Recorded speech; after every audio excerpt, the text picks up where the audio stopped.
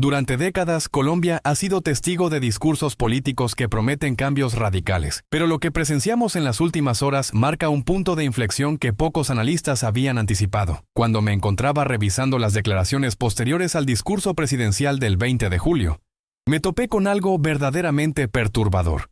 Una amenaza directa contra las instituciones democráticas del país, envuelta en retórica populista y presentada como si fuera una solución heroica. El ex candidato presidencial Daniel Quintero no solo aplaudió fervorosamente la alocución de Gustavo Petro en la instalación del Congreso, sino que fue más allá lanzando una declaración que debería inquietar a cualquier ciudadano comprometido con la democracia. Los vamos a resetear. Pero sus palabras no se detuvieron ahí. Cuando los cuestionamientos comenzaron a llover en redes sociales, Quintero duplicó la apuesta con un video donde amenazaba abiertamente con cerrar el Congreso para combatir la corrupción mediante una constituyente. Para comprender la gravedad de estas declaraciones, es fundamental examinar el contexto histórico latinoamericano. La retórica del reseteo político y el cierre de congresos no es nueva en nuestro continente. Hemos visto este guión antes en Venezuela, Ecuador, Perú y otros países. Líderes que, bajo la promesa de acabar con la corrupción y renovar la política, terminan socavando las bases mismas de la democracia representativa. Hugo Chávez comenzó su mandato prometiendo una revolución pacífica y terminó concentrando todos los poderes.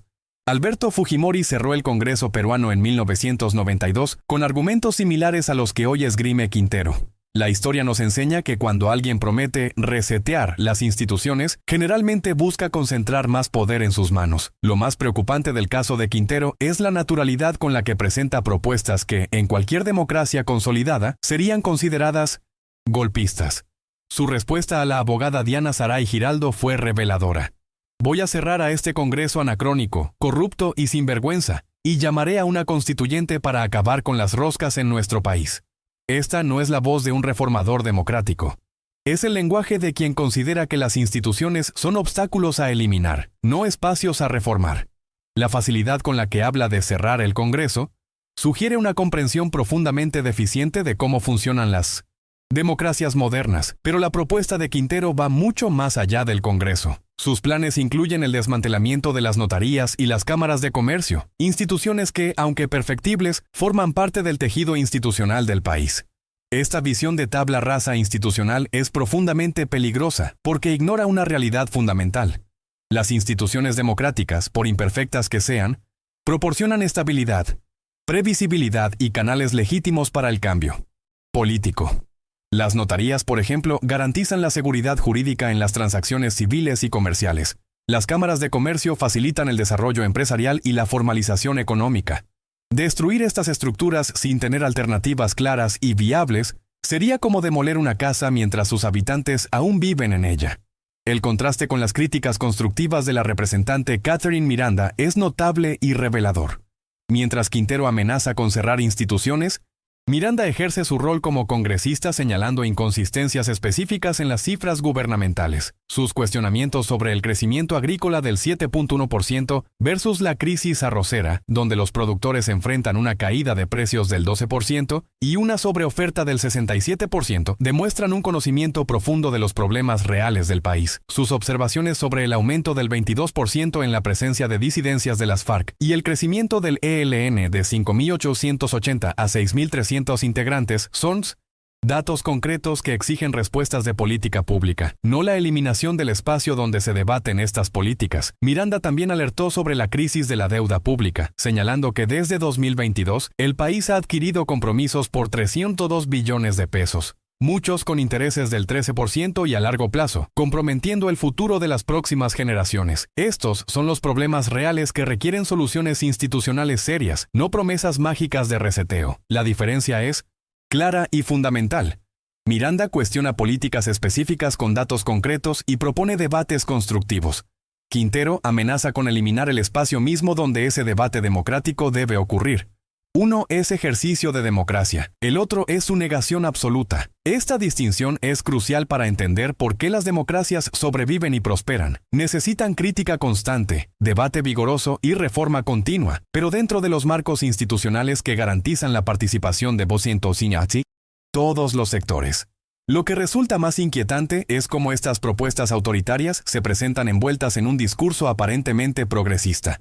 La promesa de acabar con la corrupción y las roscas políticas suena atractiva, especialmente para una ciudadanía frustrada con el funcionamiento actual del sistema político. Colombia enfrenta desafíos reales, altos niveles de corrupción, clientelismo político, desigualdad persistente y violencia que no cesa. Sin embargo, la historia nos muestra que quienes prometen soluciones mágicas a través de la destrucción institucional rara vez cumplen sus promesas de renovación, y casi siempre terminan perpetuando y amplificando los problemas que juraron resolver. El caso de Venezuela es paradigmático en este sentido. Hugo Chávez llegó al poder con un discurso muy similar al de Quintero: acabar con la corrupción, renovar la política, eliminar las élites tradicionales. 25 años después, Venezuela tiene niveles de corrupción superiores a los que tenía en 1998. La pobreza se ha multiplicado exponencialmente y las instituciones democráticas han desaparecido. Los venezolanos cambiaron democracia imperfecta por autoritarismo perfeccionado. El fenómeno Quintero no es aislado ni accidental. Su retórica resuena con corrientes antidemocráticas que hemos visto emerger en otros países de la región, donde la frustración legítima con el sistema político se canaliza hacia propuestas que terminan socavando la democracia misma. Promesa de resetear la política es seductora porque ofrece una solución simple a problemas complejos, pero ignora una realidad fundamental. La democracia no se resetea como un computador. Se reforma, se perfecciona, se fortalece a través de sus propios mecanismos de autocorrección. Las instituciones democráticas son como el sistema inmunológico de una sociedad. Pueden ser lentas, a veces ineficientes, pero proporcionan los anticuerpos necesarios contra el autoritarismo y la concentración del poder. Destruirlas en nombre de la eficiencia es como eliminar el sistema inmunológico para curar una gripe. El remedio termina siendo peor que la enfermedad. ¿Qué revela todo esto sobre el estado actual de la política colombiana? Que estamos en un momento de profunda polarización, donde las voces extremas ganan protagonismo, mientras el centro democrático se debilita peligrosamente. Las amenazas de Quintero no surgen en el vacío. Son síntoma de una crisis más profunda de legitimidad institucional, que requiere respuestas serias y estructuradas, no soluciones autoritarias disfrazadas de renovación política. Esta crisis de legitimidad tiene raíces profundas. Los escándalos de corrupción como Odebrecht, la persistente desigualdad social, la violencia que no termina de cesar, y la sensación generalizada de que la política sirve más a los políticos que a los ciudadanos han erosionado la confianza en las instituciones.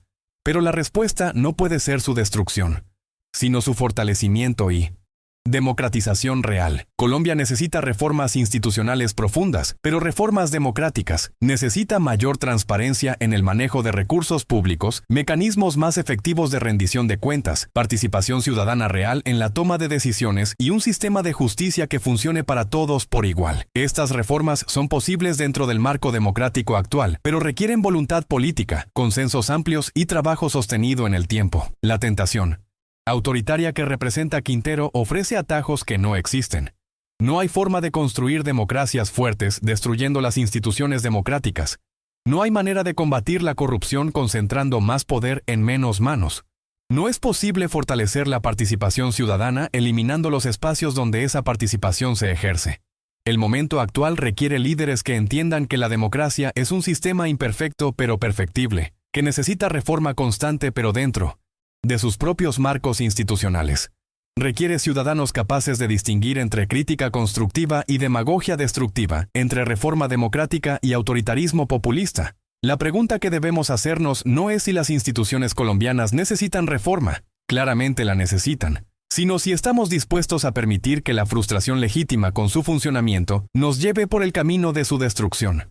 Porque una vez que se cruza esa línea, el regreso a la normalidad democrática puede tomar décadas, si es que alguna vez ocurre. Los ejemplos de Venezuela, Nicaragua y Cuba están ahí para recordarnos que los experimentos autoritarios, una vez iniciados, tienden a perpetuarse en el tiempo. Hoy más que nunca, Colombia necesita ciudadanos que distingan entre reforma democrática y autoritarismo populista, entre crítica constructiva y destrucción institucional. Necesita medios de comunicación que informen con rigor y analicen con profundidad las propuestas políticas.